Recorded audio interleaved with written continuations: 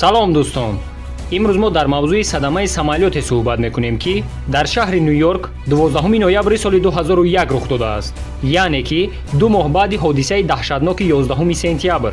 Ин ҳодиса бо сабаби техникиву хатогии лётчикҳо рух дод ё ин ки ба шаҳри Ню-Йорк боз як ҳуҷуми террористӣ карданд? Бо диққат тамошо кунед, ба ин саволҳо дар ин мавзӯъ ҷавоб мегиред.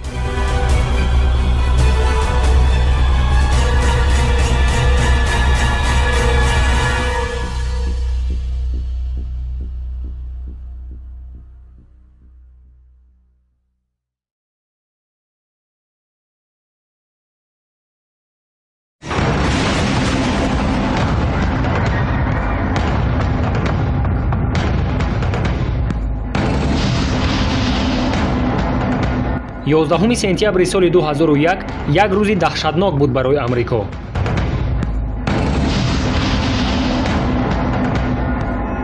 Ду моҳ баъди ин ҳодиса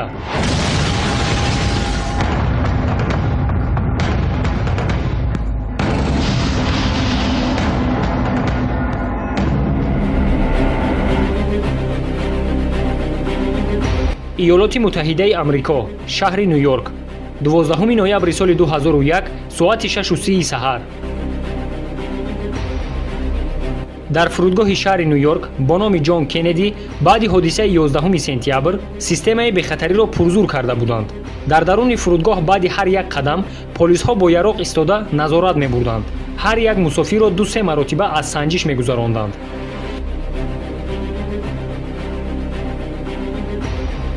ҳамон рӯз 251 нафар ба ҷумҳурии Доминикана равона буданд.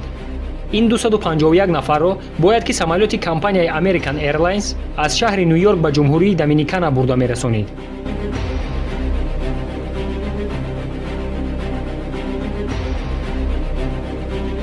соати 9 саҳар ҳамаи мусофирон ба даруни самолёт дохил шуда ҷойҳои худро ишғол карданд.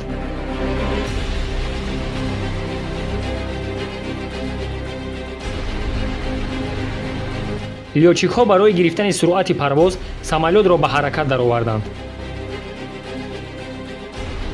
соати 9:14 самолёти компанияи American Airlines ки хатсайри Нью-Йорк Доминиканро ба анҷом мерасонид, ба ҳаво парвоз мекунад.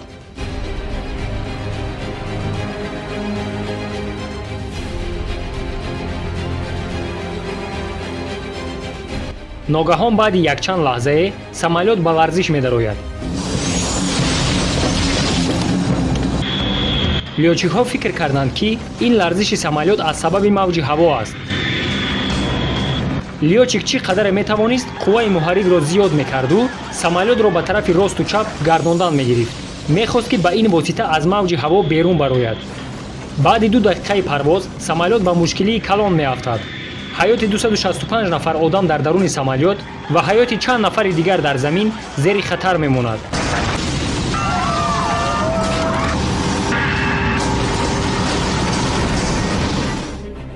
одамоне ки хонаҳояшон дар ҳудуди фурудгоҳ буд ба кори ҳаррӯзаи худ машғул буданд. яке ба сайру гашт мебаромад, дигаре аз хоб мехест. ин одамон аз замин медиданд ки як самолёт дар осмон ба қисмҳо пора шуда истодааст. ногаҳон тамоми хонаҳои гирду атроф ба ҷунбиш медарояд.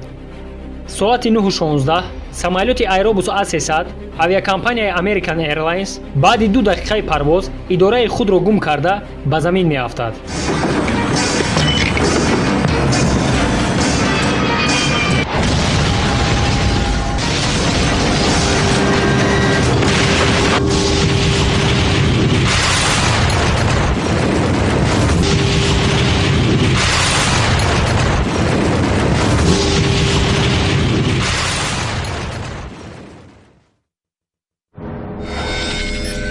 соати 9:20 лётчики самолёти дигар аз баландӣ садамаро дида ба диспетчерҳо хабар медиҳад. Центр, взгляните на юг, там авиакатастрофа. Повторите. К югу разбился самолет.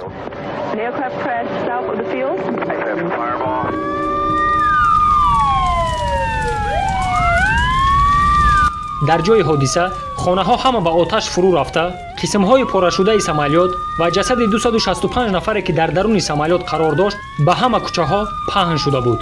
шоҳидони ин ҳодиса ҳама ба даҳшат афтода буданд. фикр мекарданд ки ҳодисаи 11 сентябр боз як бори дигар такрор шуд. Двигатель отвалился и самолет рухнул. Он завалился влево и рухнул вниз. сухторхомӯшкунон, полисон ва тамоми қувваҳои мусаллаҳи шаҳри Ню-Йорк ба ҷои ҳодиса шитоб мекарданд. хабари ин ҳодиса дар муддати кӯтоҳ ба тамоми давлати Амрико паҳн шуд. сокинони шаҳри Ню-Йорк боварӣ доштанд ки ба онҳо дубора ҳуҷум кардаанд. тамоми фурудгоҳҳои давлатро маҳкам карда, самолётҳое ки дар ҳаво қарор доштанд ба замин фароварданд. дар фазои Амрико танҳо самолётҳои ҳарбии истребител мегашданду ба ҳама ҳолати фавқулода тайёрӣ медиданд.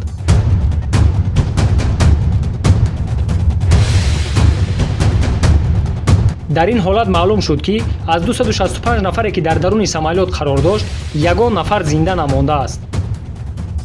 истиқоматкунандагони ин кӯча дар байни хонаҳои сӯзону ба оташ фурурафта наздикони худро меҷустанд.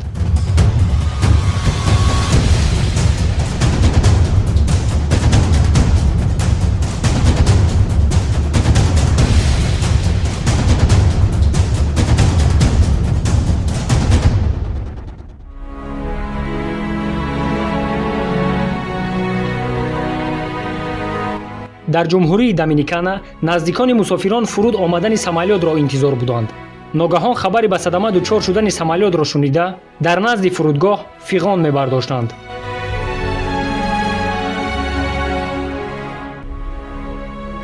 аз ҳодисаи 11 сентябр ҳамагӣ 2 моҳу 1 рӯз гузашта буд. тамоми шаҳрвандони Амрико аз ҳукумат интизори хулосаи тафтиш буданд.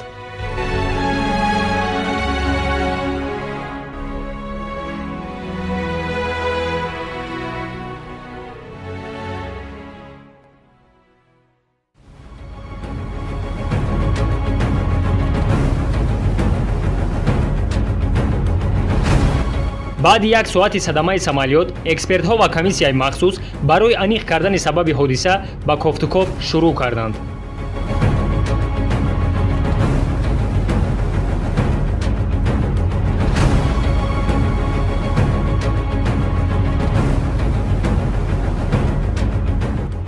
экспертҳо аввал қисмҳои порашудаи самолётро ҷамъ оварда, қаноти қафоиашро аз даруни об ёфт мекунанд.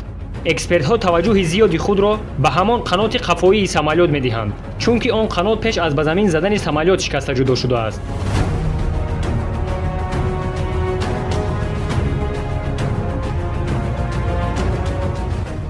экспертҳо сабаби шикастани ин қанотро танҳо дар таркиши бомба медиданд. онҳо боварӣ доштанд ки дар даруни самолёт бомба таркидааст. ҳамаи шоҳидони ин ҳодиса тасдиқ мекарданд ки то ба замин задани самолёт овози таркиши бомбаро шунидаанд.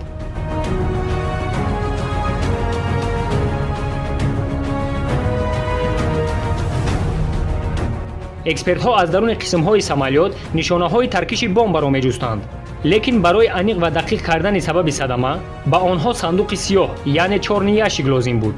сандуқи сиёҳ яъне чорни яшик ин дастгоҳе аст ки дар ҳама намуди самолётҳо вуҷуд дорад. ин дастгоҳ аз 2 қисм иборат аст. вазифаи қисми якум сабт кардани овози лёчикҳо, вазифаи қисми дуюм бошад сабт кардани ҳаракати самолёт ва ҳодисаҳое ки дар даруни ӯ рух медиҳад. хулоса агар экспертҳо ин дастгоҳро ёфт кунанд, ҳам сабти овози лёчикҳоро гӯш мекунанд ва боз аниқ мекунанд ки дар даруни самолёт чӣ ҳодиса рух додааст. аммо то ҳол ба экспертҳо муяссар нашуда буд ки аз даруни қисмҳои порашудаи самолёт сандуқи сиёҳро ёфт кунанд. ҳама барои ёфт кардани сандуқи сиёҳ бетанаффус кор мекарданд.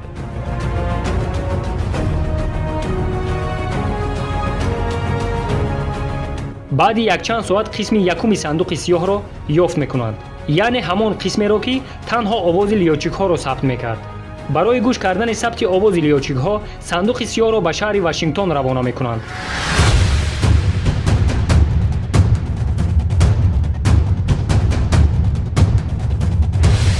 мутахассисони ин соҳа овози он ду лёчикро ки тахминан 2 дақиқа давом мекард, такрор ба такрор зиёда аз 5 соат гӯш карданд.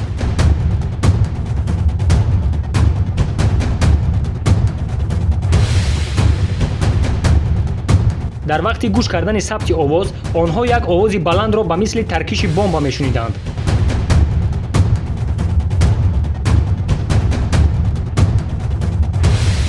баъди шунидани овози таркиш экспертҳо боварӣ ҳосил карданд ки дар даруни самолёт бомба таркидааст, лекин ин хулоса то ҳол аниқ нест. барои 100% боварӣ ҳосил кардан ва аниқ кардани сабаби садама ба онҳо қисми дуюми сандуқи сиёҳ лозим буд, аммо то ҳол он қисми дуюмро ёфт накарда буданд. қисми дуюми сандуқи сиёҳ тахминан 3 километр дур аз ҷои ҳодиса афтида буд.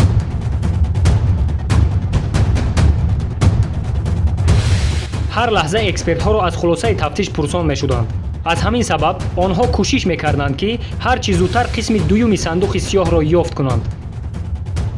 баъди 2 рӯзи кофтукоби бетанаффус қисми дуюми сандуқи сиёҳро ёфт мекунанд. барои гирифтани маълумотҳои сабтшуда сандуқро ба лаборатория равон мекунанд. экспертҳо маълумотҳоеро аз сандуқи сиёҳ ёфт мекунанд ки ҳамаро ба ҳайрат мемонад.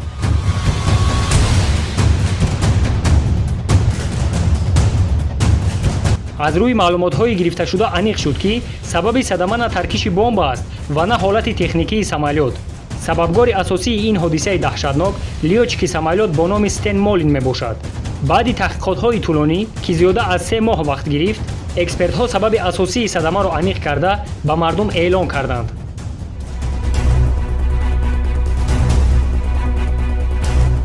таваҷҷӯҳ намоед ба сабаби асосии ин ҳодиса.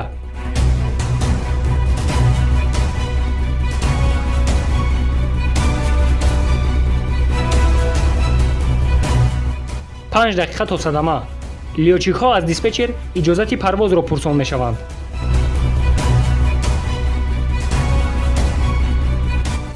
2 дақиқа то садама. лётчикҳо иҷозати парвозро гирифта самолёт ба ҳаво парвоз мекунад. 1 дақиқа то садама. самолёт ба доираи мавҷи ҳаво дохил шуда каме ба ларзиш медарояд. лётчик қувваи муҳаррикро ба дараҷаи ниҳоӣ баланд карда самолётро ба воситаи педалҳои махсус ба тарафи росту чап гардондан мегирад.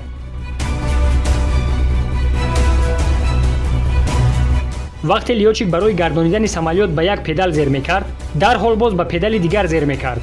аз ҳамин сабаб вазнинии зиёд ба қаноти қафоии самолёт мерасид. сабаби асосии ларзиши самолёт ин ҳаракатҳои лётчик буд, лекин ӯ фикр мекард ки самолётро мавҷи ҳаво ба ларзиш дароварда истодааст. дар умум лётчик 10 маротиба ба педали росту чап беист зер мекунад. аз сабаби вазнинии зиёд қаноти қафоии самолёт тоб наоварда шикаста аз танаи самолёт ҷудо мешавад. баъди 106 сонияи парвоз самолёти компанияи American Airlines бо сабаби хатогии лётчик ба садама дучор шуда ба замин меафтад.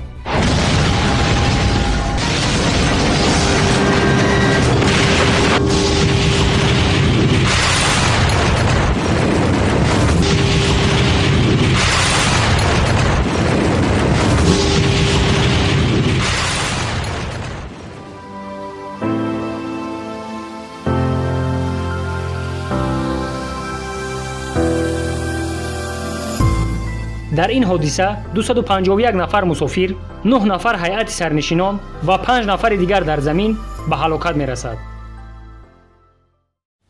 салом дӯстон, мебаъд шумо метавонед видеоҳои моро дар телеграм канале ки барои шумо дар зери навор гузоштем тамошо кунед.